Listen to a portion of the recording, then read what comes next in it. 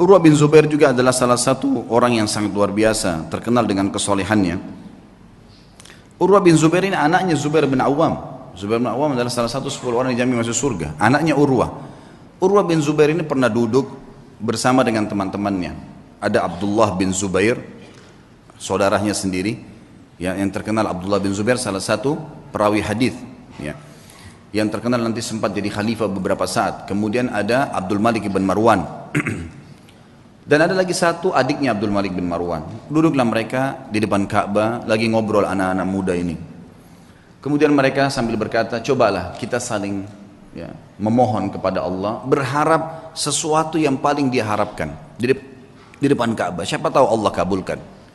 Berkatalah Abdullah bin Zubair, saya berharap menjadi khalifah, menguasai Hijaz, Mekah dan Madinah. Lalu adiknya berkata, adiknya lagi, ya, yang satu mengatakan, saya mau menjadi penguasa Khurasan, wilayah Persia. Abdul Malik mengatakan, kalau itu angan-angan kalian, maka saya berharap menjadi khalifah muslimin secara umum, menguasai semua wilayah Islam. Tiga-tiganya sudah berangan-angan, lalu mereka kembali kepada Urwah. Wahai Urwah, kalau kamu bagaimana? Kata Urwah, semua yang kalian harapkan duniawi, berharap menjadi khalifah, berharap menguasai ini dan seterusnya. Kalau saya berharap menjadi seorang alim ulama muslimin, mengajarkan mereka tentang halal haramnya sang pencipta Allah, dan saya berharap balasan darinya. Maka selesailah, bubarlah mereka ini. Ternyata subhanallah, angan-angan itu dikabulkan oleh Allah. Abdullah bin Zubair sempat menjadi khalifah beberapa bulan, adiknya juga sempat menjadi gubernur di Khurasan. Abdul Malik setelah itu menjadi khalifah muslimin yang besar. Dan Urwah bin Zubair pun rahimahullah diterima oleh Allah menjadi alim ulama, sampai menjadi 7 ulamanya Madinah pada saat itu. Ringkas cerita, Urwah bin Zubair pernah diuji oleh Allah subhanahu wa ta'ala. Ujiannya berat. Orang-orang beriman ini ujiannya berat. Tapi subhanallah, iman itu dijadikan, ya, kalau begini memahami teman-teman, kalau ada ujian yang berat datang kepada antum, lihat orang yang lebih berat, misal masalah utang, terlilit utang, misal ada penyakit, coba lihat orang yang lebih berat, karena ada orang yang lebih berat daripada kita, pastinya itu, tidak mungkin tidak. Dan juga teman-teman sekalian, bersangka baiklah dengan Allah. Kata Nabi SAW dalam sebuah hadis Bukhari, hadis Qudsi, kata Allah SWT, ana inda dhanni abdi bi, saya sesuai dengan prasangkaan hambaku. Maka kita harus tahu teman-teman sekalian, kalau Allah sedang mencoba kita, berarti dengan cobaan tersebut Allah sedang mencintai kita, karena kalau tidak sedang dicoba kita akan jauh dari ibadah. Orang kalau datang cobaan itu, sebenarnya dia makin dekat dengan Allah. Dan umurnya makin pendek untuk menuju ke akhirat. Artinya makin pendek, tidak ada peluang untuk berbuat dosa lagi. Pendek dari sisi kemaksiatan, gitu kan. Dia tidak bisa berbuat dosa lagi karena tidak ada waktu. Antum kalau lagi sakit keras terus diajak ke diskotik, diajak pergi apa, diajak buat apa, nggak ada waktu. Orang yang buat dosa itu biasanya kalau banyak waktu lihai-lihainya, lagi kosong, lagi nggak ada cobaan, lagi enak, mobil mewah, uang banyak, itu maksiat nanti. Allah dengan maha cintanya kepada hambanya, dengan kemahamurahannya mendatangkan cobaan supaya dia tetap begitu, biarin dia begitu, karena dia Allah tahu dengan begitu makin pendek umur untuk bermaksiat, tidak ada waktu bermaksiat, dan dia makin dekat dengan akhirat, dan itu pahalanya sudah cukup untuk memberikan derajatnya di surga sampai pada target. Seperti itulah. Maka nikmatin tuh cobaan, jangan terlalu banyak mengeluh. Coba nikmatin. Nanti akan kita sebutkan kisahnya. Urwah rahimahullah, beliau pernah mendatangi seorang khalifah, adiknya lagi Hisham, namanya Al-Walid ibn Abdul Malik. Al-Walid ibn Abdul Malik ini teman dekatnya dia, Jadi khalifah setelah kakaknya meninggal, kemudian diundanglah Urwah bin Zubair ini rahimahullah dari Madinah datang ke Irak, di Damaskus waktu itu. Dia bawa anak laki-lakinya teman-teman sekalian. Anak laki-lakinya ini anak laki-laki yang sudah hafal Quran, umurnya sekitar 20 tahun, dibawa sama Urwah, dan ini mau dicetak jadi kadernya dia. Dan waktu itu kebetulan tidak ada anak laki-lakinya kecuali ini, 1 orang. Dia punya 4 orang anak, 3-nya perempuan. Dia banggakan anaknya, dibawalah sama dia. Ringkas cerita, begitu mau masuk istanahnya Al-Walid rahimahumullah, kemudian anaknya berkata, ayah, saya ingin melihat kuda-kuda kerajaan, bisa nggak? Oh ya silahkan, kata ayahnya. Saya akan bertemu dengan Amir Mu'minin, ngobrol, kamu silahkan lihat. Dia lihatlah. Lagi ngobrol nih, Urwah bin Zubair sama Khalifah Al-Walid lagi asyik ngobrol, tiba-tiba datang berita. Seorang pengawal masuk ketakutan, tiba-tiba memotong pembicaraan Khalifah, dan ini adabnya pada saat itu, ada peraturan di kerajaan tidak boleh memotong pembicaraan Khalifah, kecuali penting sekali. Datang ketakutan dan akhirnya dia mengatakan, saya harus memotong pembicaraan Anda. Kata Al-Walid, kenapa kamu ini? Ada apa memotong pembicaraan saya? Sahabat saya baru datang terus tiba-tiba dipotong. Ada penting? Ada penyerangan musuh? Dia bilang, enggak Amir Mukminin, ada penting tapi bukan penyerangan musuh. Anaknya Tuan Urwah mati. Tadi di kandang kuda, waktu dia lagi nonton kuda Anda, kuda kerajaan, saking asyiknya sampai kami sudah menahan tapi dia tetap mau mendekat. Ada satu ekor kuda mengangkat kakinya, menendang dadahnya, mati. Sekarang tergeletak mati. Kami bingung mau ngapain nih. Anaknya tadi satu-satunya laki-laki umur 20 tahun mati. Al-Walid kaget. Ini yang tendang kudanya dia.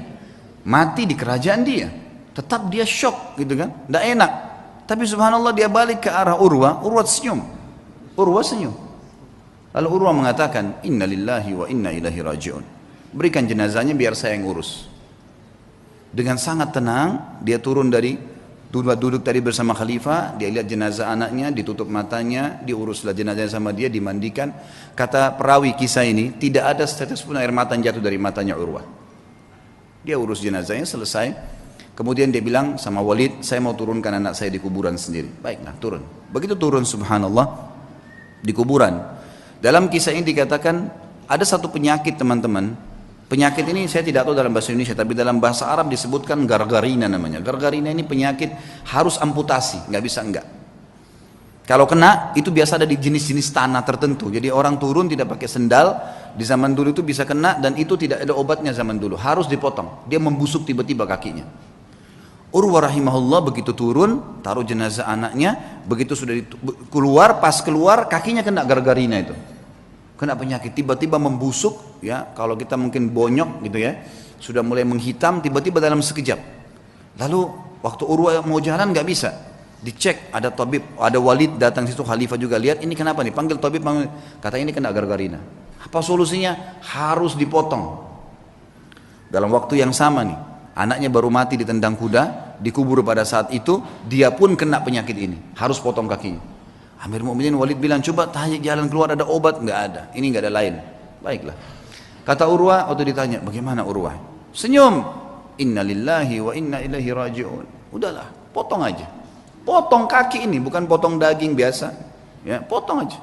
Baiklah. Kata Amir Mukminin, baiklah kalau gitu. Sampai taruh Urwah bin Zubair di ruangan yang paling leks di istana ini. Dan lakukan pemotongan di sana. Taruhlah sebuah tempat yang mewah segala, tabibnya datang. Tapi dia bilang, wahai Tuan Urwah, kita ini akan memotong daging Anda dan tulang Anda. Tradisi kami adalah harus pasien mabuk, minum khamr, tidak sadar, baru kami potong. Kalau enggak bisa. Kata Urwah, demi Allah saya tidak pernah nyentuhkan setetes pun di tenggorokan saya yang haram. Masa sekarang saya mau, begitu cobaan datang saya mau pakai minum ini? Enggak bisa. Lalu apa solusinya? Pokoknya jangan pakai ini. Musyawarah sama Walid, ya Amir Mukminin, bagaimana nih? Tamu Anda nggak mau minum khamr, kita nggak ada solusi lain. Pikirin cari jalan keluar, tapi yang penting aman. Gak lama kemudian datang tabibnya bawa 10 orang laki-laki semuanya bodyguard, kekar semua badannya. Kata Urwah, untuk apa nih? Untuk pegang Anda nih. Nggak ada solusi lain, harus pegang, nggak boleh bergerak. Ini daging sama tulang saya akan potong. Gerak sedikit ini sudah salah. Kata dia, saya tidak perlu sama mereka. Lalu apa jalan keluarnya, wahai Tuan? Kaki Anda harus dipotong, kalau enggak nyebar ke seluruh tubuh. Saya akan bertasbih dan bertahlil, berzikir kepada Allah. Kalau kau lihat wajah saya sudah merah, potong kaki saya. Kata tabibnya, ya sudah. Mau apa ini? Enggak ada solusi lain. Baiklah. Suruh keluar semua.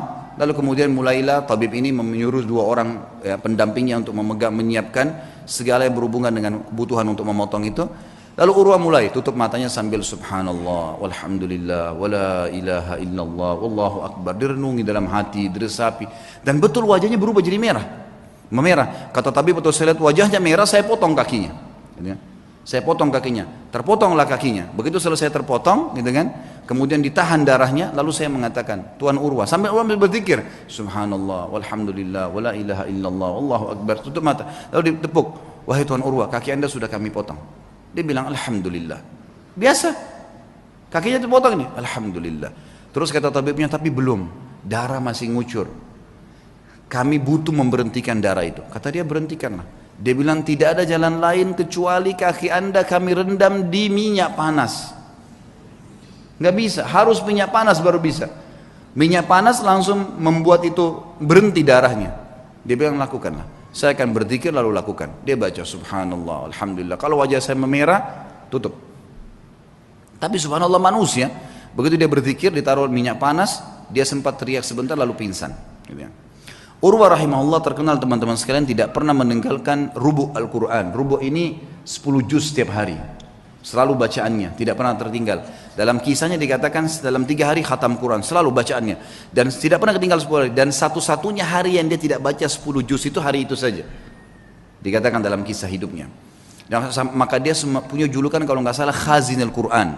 Sahabatnya Al-Quran gitu loh. Ringkas cerita teman-teman, setelah dipotong, pinsankan tadi, direndam dengan air panas, air minyak panas, dia pingsan. Setelah dia bangun, dia bilang, mana telapak kaki saya? Didatangkan, orang semua heran, kenapa dia bilang, minta kakinya. Diambil sama dia, lalu diangkat sama tinggi, lalu dia bilang, demi Allah, selama 40 tahun, itu umurnya Urwah 40 tahun, selama 40 tahun, belum pernah sekalipun saya gunakan kau ke tempat yang haram. Dan saya bersyukur kepada Allah karena kau dikembalikan padanya dalam kondisi kau suci. Tidak pernah satu kali pun ke tempat yang haram. Dia berikan kesaksian terhadap dirinya. Dan ini boleh diucapkan kalau seorang mukmin yakin dengan apa yang dia lakukan. Gitu. Baiklah. Kemudian setelah itu dia pulang ke Madinah teman-teman sekalian. Tentu sebelum pulang ke Madinah Amir Mu'minin ini bingung gimana caranya meringankan bebannya Urwah nih. Supaya dia bisa tenang. Subhanallah di hari yang sama dengan hikmah Allah ada suku Arab datang, Badui. Mereka kelihatan dari padang pasir kondisinya sangat susah gitu. Masuk. Ada satu di antara mereka matanya buta ditopang oleh teman-temannya. Begitu masuk kata Al-Walid, apa cerita kalian nih? Dari mana kalian? Kami dari kampung ini kami butuh ini dan seterusnya. Terus ini yang buta kenapa nih? Ceritalah. Walid ini bilang saya tidak tahu kenapa saya tanya. Kata yang buta itu, wahai Amir Mu'minin, saya pemimpin mereka. Saya kepala sukunya. Dan saya ini Amir Mu'minin adalah orang yang paling sehat dulunya. Mata saya sehat, orang yang paling kaya dan paling banyak keturunan saya. Tapi keadaannya sekarang jadi begini. Kata Amir Mu'minin, memang apa ceritanya kamu nih? Dia bilang ceritanya begini Amir Mu'minin. Satu malam saya sedang jalan sama istri sama anak saya semua sama dayang-dayang saya. Jumlahnya banyak nih, ratusan orang. Semua harta saya bawa. Saya mau pindah kota. Kami turun di sebuah lembah, tiba-tiba waktu lagi tidur malam, ada banjir nggak tahu dari mana di padang pasir tuh lembah, mengangkat semuanya, kemah-kemah, harta, unta-unta, semua anak istri saya mati semuanya. Terbawa dengan air, banjir tiba-tiba, nggak tahu dari mana. Ini kisah nyata, semuanya hilang. Dia bilang saya pun menyelamatkan diri saya dengan bergelantung di sebuah pohon yang masih ada di situ. Saya pegang. Pada saat saya lagi pegang pohon itu, saya melihat air sudah hilang, gitu, sudah mulai reda. Tinggal ada satu ekor unta yang terikat di tali tadi, dan ada anak saya tergantung dengan bantal tidurnya itu di sebuah ranting pohon gitu. Maka saya pun turun melihat anak saya masih hidup, saya pun coba selamatkan dia. Saya biarkan anak saya itu, kemudian saya kembali ke unta tadi ingin membuka talinya. Waktu saya ingin membuka talinya, saya dengar anak saya menangis. Saya balik, ternyata leher anak saya, kepalanya sudah di mulut serigala.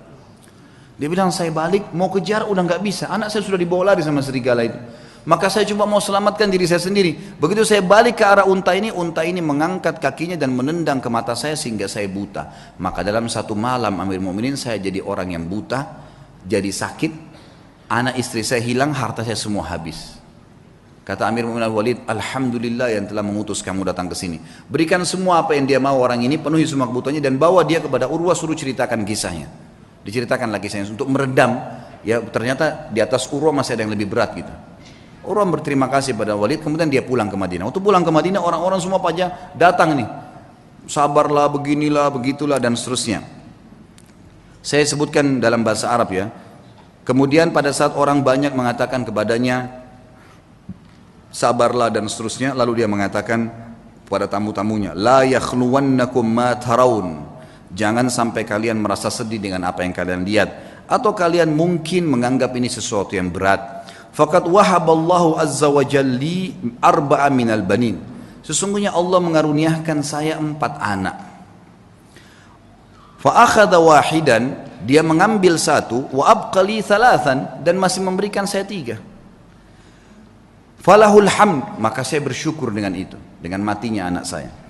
Wa a'tani arba' minal atraf, dan memberikan kepada saya 4, 2 tangan 2 kaki. Fa akhadha minhu wahidan, dan dia cuma ambil 1 saja. Wa abqali 3 falahul hamd, dia meninggalkan 3, saya bersyukur dengan itu. Kakinya dipotong bisa bersyukur, luar biasa ya. Fa wallahi, demi Allah, dia bilang, dia motivasi dirinya dan juga motivasi kepada orang yang dengar. Lau akhadallahu minni qalila, kalau seandainya Allah mengambil sedikit dari saya, faqad abqali katsira, dia telah meninggalkan buat saya hal yang banyak. Fa in ibtalani marrah, kalau dia coba saya dengan 1 kali, faqad ta'lama afani marrat, dan dia telah memaafkan saya dan menyelamatkan saya dalam banyak kejadian yang lain. Semua orang pun akhirnya berterima kasih pada Urwah, dan akhirnya mereka pergi. Dan beliau berkata kepada anak-anaknya pada saat itu untuk menjelaskan apa yang membuat dia kekar seperti itu. Ya baniya, wahai anak-anakku, yang masih hidup ada 3 orang, ada istrinya, semua keluarganya masih ada. Ta'allamul ilm, belajarlah ilmu agama yang benar. Wa'tuhu haqqah, dan lowongkan waktu untuk itu, kasih haknya. Jangan cuma anggap remeh kapan ada waktu ta'lim, enggak. Lowongkan waktu, harus setiap hari dengar ilmu. Innakum in takunu sighara qaumin, kalau seandainya hari ini kalian menjadi orang yang kecil, fa'asallahu an yaj'alakum bil ilmi kubara'al qaum, maka satu waktu pasti Allah jadikan kalian orang yang besar karena ilmu itu.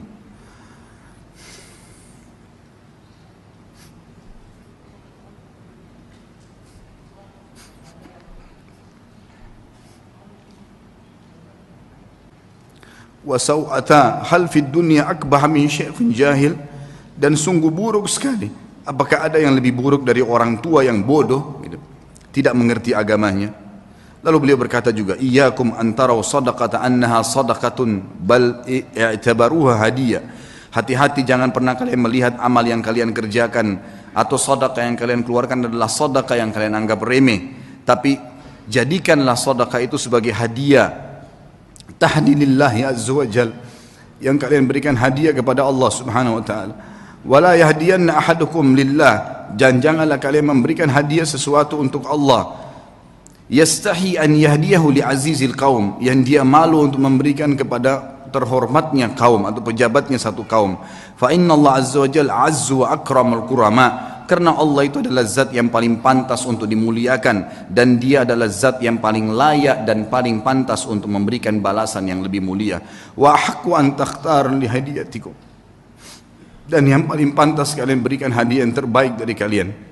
Kemudian beliau mengatakan, ya baniya, wahai anak-anakku, idza ra'aitum min rajulin fi'latal khair, kalau kalian melihat dari seseorang perbuatan baik darinya, fa'ammilu bihi khaira, maka pasti jadikan orang itu baik, sangka baiklah kepada orang itu. Wa in kana fi nadarin nasi rajulus su', walaupun dia di mata orang dianggap buruk, fa innalaha akhwatun amsalihah, karena perbuatan baiknya itu pasti punya saudara-saudara kebaikan yang lain. Wa idza ra'aitum min rajulin fi'latal syarr, kalau kalian melihat perbuatan buruk dari seseorang, laki-laki atau seseorang, fahdharuhu, hati-hatilah dari orang itu. Wa in kana fi nadarin nasi rajulun khair, walaupun di mata manusia dia adalah orang yang baik. Fa innalaha akhwatun amsalihah, karena perbuatan buruk itu punya saudara-saudara yang ikut dengannya. Wa'lamu, ketahuilah, annal hasanati tadullu ala akhawatiha, bahwasanya semua kebaikan-kebaikan akan mendatangkan saudara-saudaranya. Wa annas sayyiati tadullu ala akhawatiha, dan seluruh dosa-dosa juga memiliki saudara-saudaranya. Masih ada waktunya? Baik, kisah Sufyan ats-Tsauri rahimahullah. Sufyan ats-Tsauri punya julukan dengan Sajjad, orang yang sangat suka sujud sampai dahinya sangat hitam rahimahullah, dan dikatakan beliau kalau sujud tidak mengangkat kepalanya sampai hajatnya selesai dengan Allah. Satu waktu khalifah meminta dia untuk menjadi hakim, punya jabatan. Dan waktu itu hakim gajinya lebih tinggi daripada khalifah, punya istana yang mewah, punya kereta kencana dan seterusnya. Yang jelas teman-teman sekalian, ditawarkan dia menjadi hakim dan dia nolak, karena waktu itu dia seorang ulama. Sufyan ats-Tsauri seorang ulama Mekah yang terkenal, dan memang dia orang yang paling layak, paling faham tentang perkara-perkara masyarakat. Lalu dia nolak dengan santun mengatakan saya tidak bisa dan saya khawatir saya akan dihisap oleh Allah hari kiamat kalau saya berhukum yang salah. Maka khalifah mengatakan kau harus menjadi. Karena dia nolak dan dipaksa, akhirnya dia pun melarikan diri dari Mekah. Dia jalan teman-teman sekalian. Sufyan ats-Tsauri rahimahullah jalan dengan menggunakan jubah menutup kepalanya dan meninggalkan Mekah. Sampai jalan menuju ke Yaman. Selama 3 bulan perjalanan kaki sampai di Yaman, kemudian dia tiba di sebuah kebun kurma. Kemudian dia menawarkan diri untuk menjadi pegawai di kebun kurma itu dan orang tidak tahu siapa dia.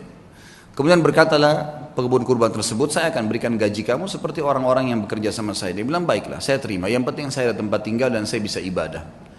Berjalanlah 3 bulan, dia menurunkan kurma dari pohon. Seorang alim ulama yang sangat dihormatin pada saat itu. Sangat dihormatin. Kemudian dia pun, rahimahullah, setelah 3 bulan ditanya oleh pemilik kebun tersebut. Dia bilang, wahai Abdullah, dulunya ditanya dia, siapa nama kamu? Dia bilang, saya Abdullah. Dia tidak dusta. Dia bukan tujuan dusta. Dia mengatakan, saya Abdullah, maksudnya saya adalah hamba Allah. Gitu kan? Karena dalam bahasa Arab begitu. Kalau dia sebut namanya, dia ditangkap oleh khalifah. Dia tidak mengatakan nama saya. Dia mengatakan, saya adalah hamba Allah. Gitu kan? Bahasa Arabnya, ana Abdullah. Pokoknya pemilik kebun menangkap namanya Abdullah. Dipanggil, wahai Abdullah, kesinilah. Datanglah Sufyan rahimahullah, lalu ditanya, apa perbedaan antara kurma kami dengan kurma kalian? Maka kata Sufyan rahimahullah, saya tidak pernah tahu perbedaannya karena saya tidak pernah mencicipi sedikit pun dari kurma anda. Maka kata pemilik kebunnya, apakah kamu ini tinggal 3 bulan di kebun saya, turunkan kurma, sortir tiap hari, gak pernah kamu makan 1 butir pun? Dia bilang, demi Allah 1 butir pun tidak pernah karena anda tidak pernah mempersilahkan saya. Maka kata pemilik kebun, teman-teman sekalian, dia bilang, apakah kau mau mencontohi muru'anya, ya, kehormatan ibadahnya Sufyan ats-Tsauri? Dia nggak tahu kalau ini orangnya. Maka yang terjadi teman-teman sekalian, dia pun diam si Sufyan ats-Tsauri, lalu kemudian dia sudah tahu akan terjadi apa-apa, lalu dia membungkus barang-barangnya, dia tinggalkan kebun tersebut. Ternyata pemilik kebun ini sudah mendengar berita kalau Amir Mukminin waktu itu menyuruh menangkap Sufyan ats-Tsauri secara paksa. Siapapun yang menangkapnya akan dikasih 1 peti emas. Disebarkan berita, tangkap Sufyan ats-Tsauri, hidup atau mati. Maka pada saat itu teman-teman sekalian, tentu ini kisahnya panjang, saya ringkaskan. Kemudian si pemilik kebun datang kepada temannya di sana lalu berkata, ada pegawai kebun saya unik, kenapa saya tanya dia perbedaan antara kurma Hijaz, Mekah dan Madinah. Karena dia mengaku dari Hijaz, dia dengan Yaman dia tidak tahu. Dia bilang dia tidak pernah incipin 1 butir pun karena saya tidak pernah persilakan selama 3 bulan jadi pegawai.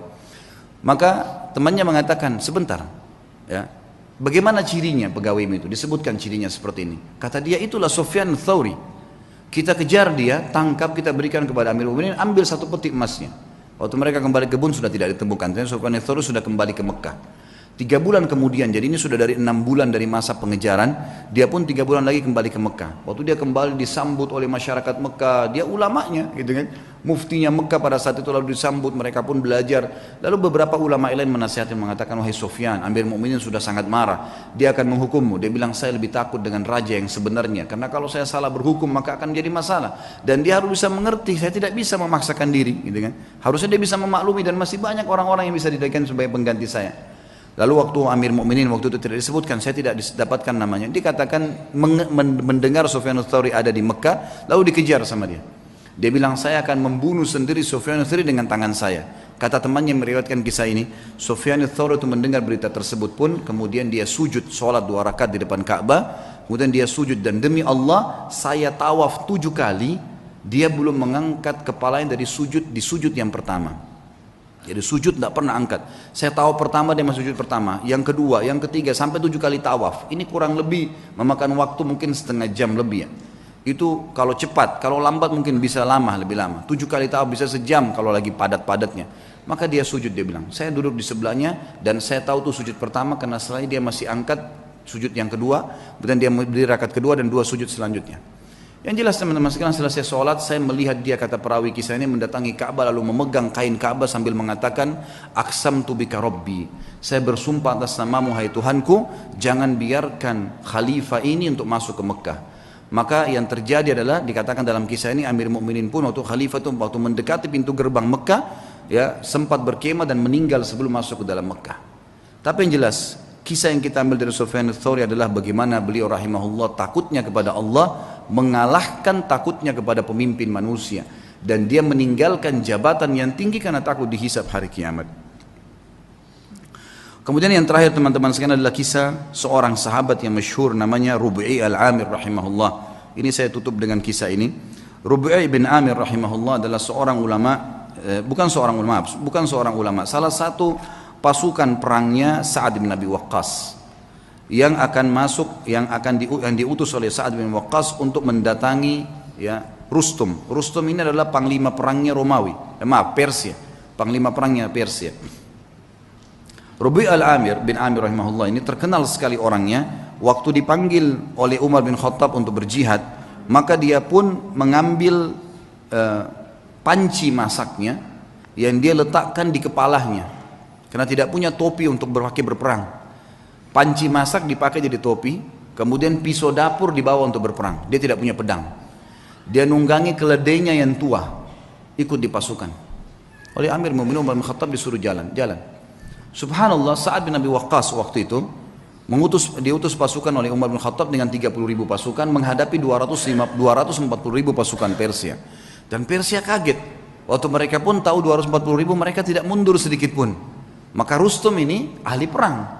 Dia bilang, saya mau tahu dulu bagaimana sih kekuatan 30.000 itu, kok berani benar? Gitu kan? Seperti apa sih kekuatan mereka? Dikirimlah surat kepada Sa'ad bin Waqqas negosiasi. Datanglah 1-2 orang terus menerus negosiasi dan semuanya hampir sama perkataannya. Tapi yang paling pertama datang adalah Rubi'i bin Amir rahimahullah radhiyallahu anhu. Sahabat Nabi yang mulia ini datang dengan keledainya. Gitu kan? Dia bawa pisau dapur dan ada tombak yang dia pinjam dari temannya. Dia datang, begitu tiba di istana, kata Rustum, buat dia tidak masuk ke istana kecuali sudah hormat dengan saya, dan hiasi semua istana ini dengan emas.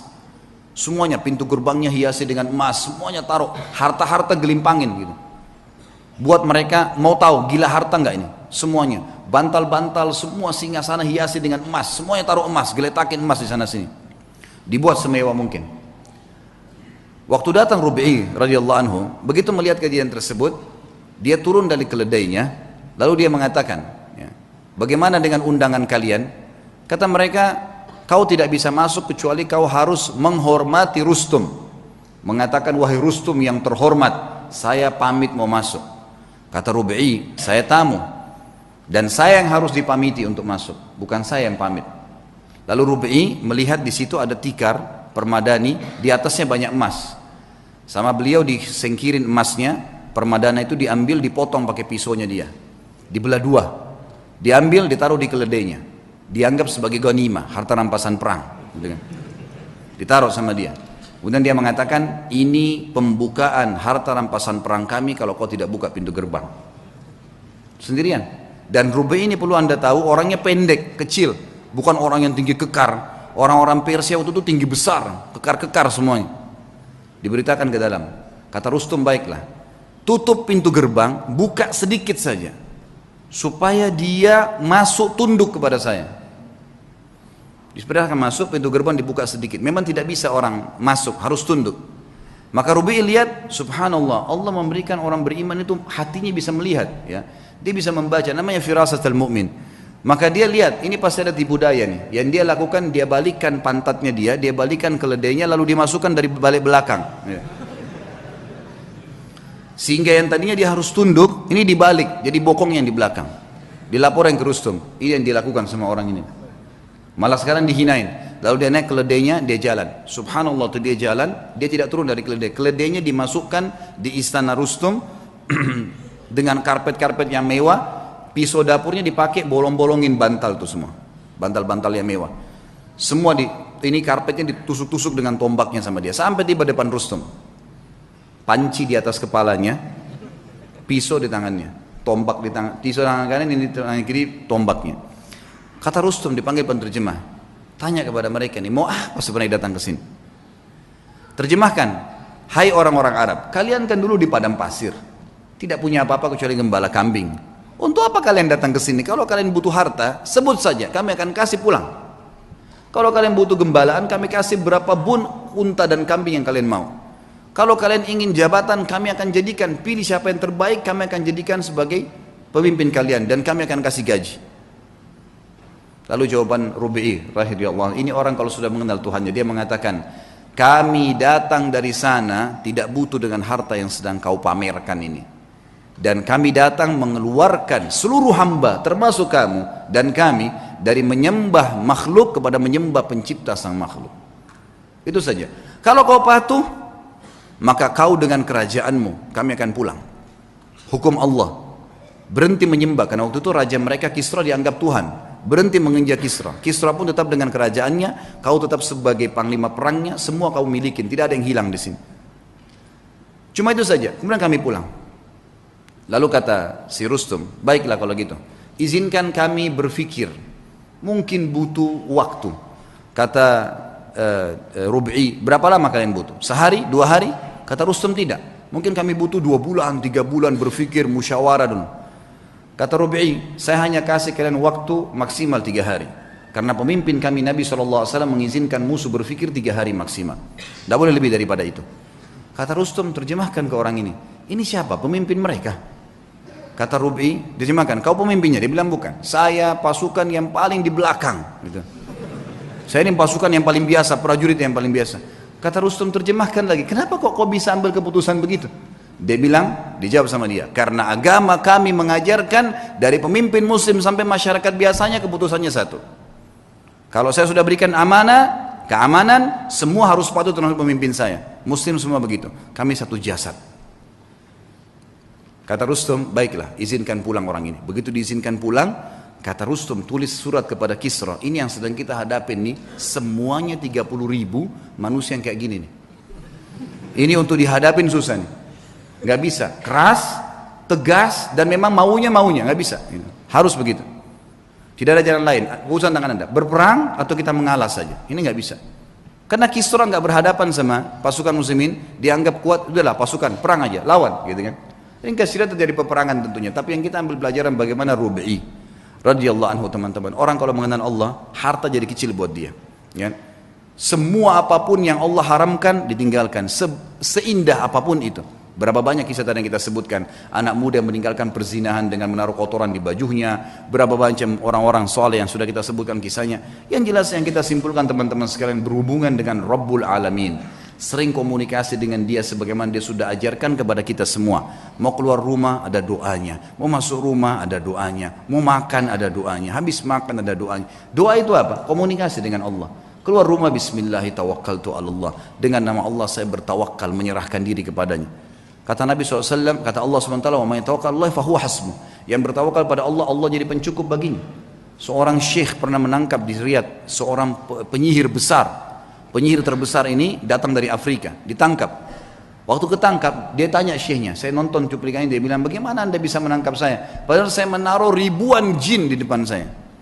Tidak pernah saya bisa ditembus nih, baru kali ini dia bilang, ada yang bisa tembus dari anda. Dia bilang, karena kamu bodoh dan kamu tidak mengerti. Kalau saya keluar dari rumah saya tadi, saya membaca apa yang diajarkan oleh Rasulullah SAW, bismillahi tawakkaltu ala Allah.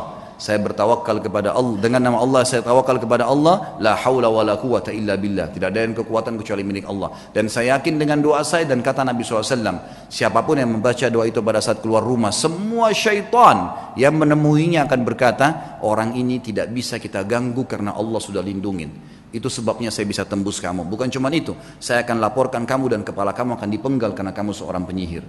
Ditangkaplah penyihir tersebut teman-teman sekalian.